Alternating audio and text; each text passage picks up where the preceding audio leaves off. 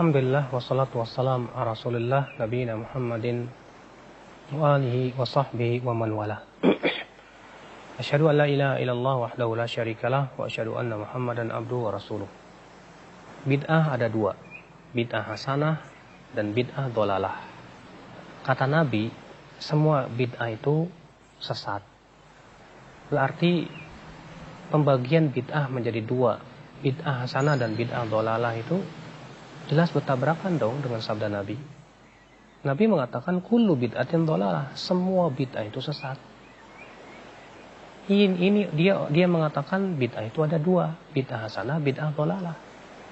Maka siapa yang lebih berhak didahulukan perkataannya? Perkataan Nabi atau perkataan orang lain?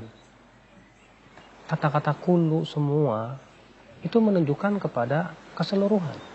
Contoh, ya semua murid harus keluar dari kelas. Apakah berarti tidak semua murid? Semua. Kata Rasulullah, kullu semua, setiap bid'atin dhalalah, setiap bid'ah itu sesat. Tapi kan kata Imam Syafi'i, bid'ah itu ada dua macam. Kata Imam Syafi'i, al-bid'atu bid'atan. Bid'ah itu ada dua, bid'atun mahmudatun wa bid'atun madmumatun. Bid'ah yang terpuji dan bid'ah yang tercela. Memangnya Anda lebih tahu dari Imam Syafi'i? Saya katakan memangnya Imam Syafi'i lebih tahu dari Rasulullah. Perkataan siapapun kalau bertabrakan dengan sabda Rasulullah, ya tentu ya harus didahulukan sabda Rasulullah. Dan di sini juga kita harus memahami perkataan Imam Syafi'i secara benar. Al-Hafidz Ibnu Rajab di dalam kitab beliau Jami'ul Ulum wal Hikam, beliau mengatakan bahwa semua perkataan salaf yang membagi bid'ah itu hakikatnya adalah secara bahasa saja, bukan secara istilah. Coba kita lihat prakteknya Imam Syafi'i deh. Sesuai nggak dengan prakteknya yang dilakukan oleh sebagian orang di zaman sekarang yang mengatakan akan adanya bid'ah hasanah dan bid'ah dhalalah karena berdasarkan perkataan Imam Syafi'i. Coba kita lihat prakteknya. Imam Syafi'i mengatakan bahwa yang namanya maktam, ya, kumpul-kumpul di keluar kematian, makan-makan di situ termasuk bid'ah yang sesat. Tapi di zaman sekarang disebut sebagai bid'ah hasanah. Imam Syafi'i mengatakan bahwa beribadah dengan cara ya yang dilakukan oleh sebagian kalangan tasawuf seperti dengan nyanyi-nyanyi, diselingi dengan musik dan goyang-goyang kepala, itu termasuk bid'ah yang tercela. Tapi di zaman sekarang dianggap sebagai bid'ah hasanah. Ternyata dalam prakteknya jauh berbeda. Jadi sebetulnya apa yang diinginkan Imam Syafi'i daripada perkataan bid'ah hasanah dan bid'ah yang terpuji itu?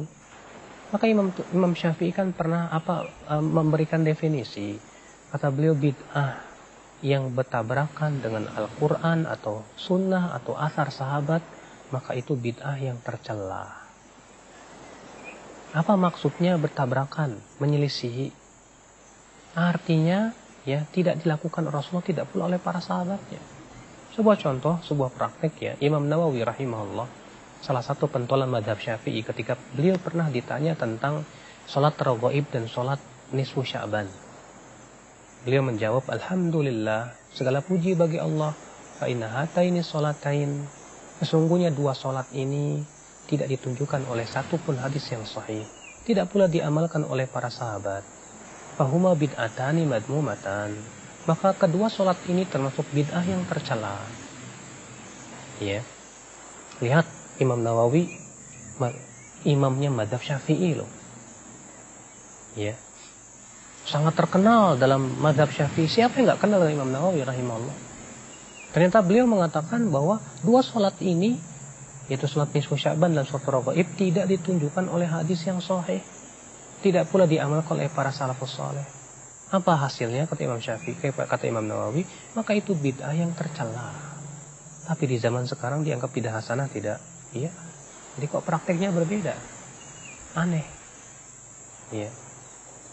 Maka di sini kita harus pahami, akhi, bahwa bid'ah yang dimaksud oleh Imam Syafi'i, bid'ah yang terpuji itu adalah secara bahasa, yang kemudian dikenal di dalam ilmu usul fikih dengan istilah maslahat mursalah. Ya, seperti misalnya contoh, penulisan mushaf Al-Quran. Nggak ada di zaman Nabi, nggak ada, betul. Ya. Tapi ternyata para sahabat bersepakat untuk membolehkan. Apakah itu bid'ah? Kita katakan secara bahasa ya, tapi secara istilah tidak. Ingat, ada sebuah kaidah yang harus kita pahami. Bahwa sesuatu yang tidak dilakukan oleh Nabi SAW itu tidak lepas dari 3 keadaan. Yang pertama, Nabi tidak melakukan karena belum ada pendorongnya. Contoh, di zaman Nabi nggak ada yang namanya ilmu usul fikih, ilmu hadis. Kenapa? Karena di zaman itu belum dibutuhkan. Belum ada pendorongnya. Para sahabat semua para ahli bahasa, paham mana umum, mana khusus, mana mutlak, mana muqayyad. Ya. Demikian pula sanad pada waktu itu belum ada. Yang kedua, Nabi SAW meninggalkan sebuah perbuatan karena ya masih ada penghalangnya. Contoh, kenapa di zaman Nabi SAW Al-Quran belum dikumpulkan? Jawabnya karena masih ada penghalangnya. Apa itu? Yaitu Al-Quran terus-menerus turun, akhi. Nah, ketika di zaman Abu Bakar banyak penghafal Al-Quran yang meninggal dunia, kalau tidak dikumpulkan ini bisa bahaya, bisa hilang itu Al-Quran. Maka ini maslahatnya besar sekali. Sehingga menjadi kesepakatan para sahabat Rasulullah SAW. Dan ini menjadi sunnah khulafa'ur rasyidin. Dan Rasulullah memerintahkan kita untuk mengikuti sunnah khulafa'ur rasyidin.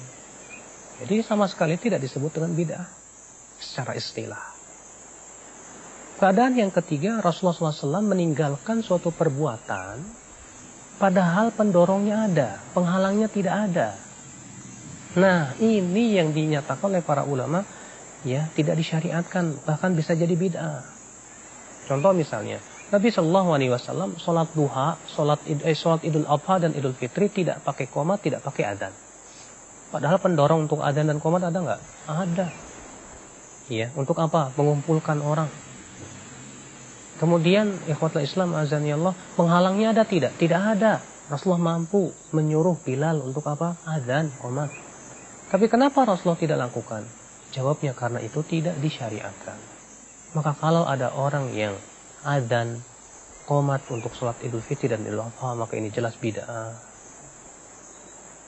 Demikian pula semua perbuatan yang Rasulullah SAW mampu melakukannya dan pendorongnya pun ada, maka pada waktu itu jelas itu tidak disyariatkan, ya. Berbeda dengan 2 keadaan yang pertama tadi. Maka kalau memang ada maslahat yang besar untuk membela syariat, apalagi itu membela pokok-pokok agama, maka itu jelas sangat disyariatkan sekali. Maka disinilah pahami apa yang dimaksud dengan bid'ah, ya, yang terpuji menurut Imam Syafi'i rahimahullah. Kenapa Umar mengatakan nikmatil bid'atu hadi, sebaik-baiknya bid'ah itu ini, yaitu sholat taraweh. Kata Al-Hafidz Ibnu Rajab, itu bid'ah secara bahasa, bukan secara istilah. Kenapa demikian? Karena di zaman Rasulullah sholat taraweh itu hanya ya dilakukan 3 malam saja. Kemudian Rasulullah tinggalkan karena masih ada penghalangnya. Apa itu? Karena takut diwajibkan atas umatnya. Sedangkan sudah kita katakan tadi bahwa Rasulullah meninggalkan sesuatu karena masih ada penghalangnya. Ketika penghalang itu tidak ada dan maslahatnya besar, boleh. Itu tidak termasuk bid'ah. Nah, di zaman Umar, ya, tidak mungkin lagi diwajibkan, tidak mungkin. Maka Nabi SAW, maka Umar pun menyuruh untuk diadakan kembali sholat tarawih berjamaah, sebagaimana di zaman Rasulullah SAW pernah dilakukan.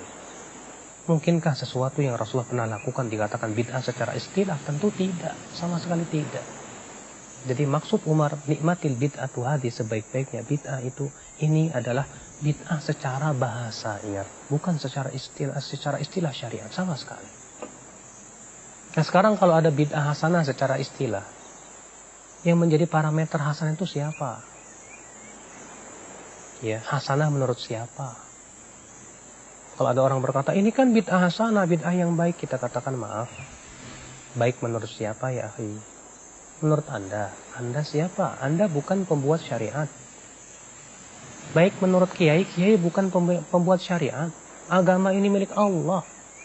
Agama ini bukan milik kiai, bukan milik ulama, bukan. Agama ini milik Allah, ya akhi. Maka kalau yang kita pandang baik, belum tentu loh baik di sisi Allah. Bukankah Allah Ta'ala berfirman, ya, dalam surat Al-Baqarah itu, wa asa an takrahu syai'aw wa huwa khairul lakum. Bisa jadi kamu tidak menyukai sesuatu, ternyata itu baik buat kamu. Wa asa an tuhibbu syai'a, dan bisa jadi kamu menyukai sesuatu, ternyata itu tidak baik buat kamu. Wallahu ya'lamu wa antum la ta'lamun. Allah yang tahu, kamu tidak tahu, makanya jangan sok tahu. Makanya ya akhi, agama ini milik Allah. Maka kita latih memandang baik itu yang menurut Allah dan Rasulnya baik. Kalau itu baik menurut Allah dan Rasulnya pasti sudah dijelaskan dalam Al-Quran, dalam hadis Nabi SAW. Bukankah Rasulullah sudah menyatakan bahwa semua kebaikan sudah dijelaskan? Ya, beliau mengatakan, ma baqiya syai'un yuqarribukum ilal jannah wa yubaidukum minan nar illa waqad buyyina lakum. Tidak tersisa lagi, ya, semua yang bisa mendekatkan ke surga dan menjauhkan dari api neraka, kecuali sudah dijelaskan semuanya. Sudah dijelaskan, akhi. Agama kita sudah sempurna. Buat apa ditambah-tambah lagi? Ya, apakah Anda meragukan Rasulullah SAW itu telah menyampaikan agama secara sempurna? Maka orang yang membuat-buat suatu ibadah yang tidak pernah disyariatkan oleh Rasulullah, sama saja dia mengatakan Rasulullah belum menyampaikan yang ini, tapi saya tahu. Berarti sama saja dia menuduh Rasulullah SAW mengkhianati risalah. Makanya kata Imam Malik apa? Man ibtada'a fid dini bid'atan, siapa yang membuat satu bid'ah saja dalam agama ini, faqad za'ama anna Muhammadan khana risalah, berarti dia sudah menuduh Rasulullah SAW mengkhianati risalah. Wa dzalika li anna Allah azza wa jalla yaqul, karena Allah berfirman, al-yauma akmaltu lakum dinakum, pada hari ini aku telah sempurnakan agamamu. Fama lam yakun yauma idin dina, maka yang pada hari itu tidak termasuk agama, lam yakunil yauma dina, maka pada hari ini pun tidak termasuk agama. Jadi ini ya akhi, bahwa Rasulullah mengatakan semua bid'ah sesat. Ya, adapun pembagian bid'ah menjadi terpuji dan tercela menurut Imam itu hanya sebatas dari sisi bahasa, bukan secara istilah syariat. Ya, karena perkataan siapapun tidak boleh melawan perkataan Rasulullah sallallahu alaihi wasallam. Subhanallah bihamdik, asyhadu an la ilaha illa anta astaghfiruka wa atubu ilaik. Wassalamualaikum warahmatullahi wabarakatuh.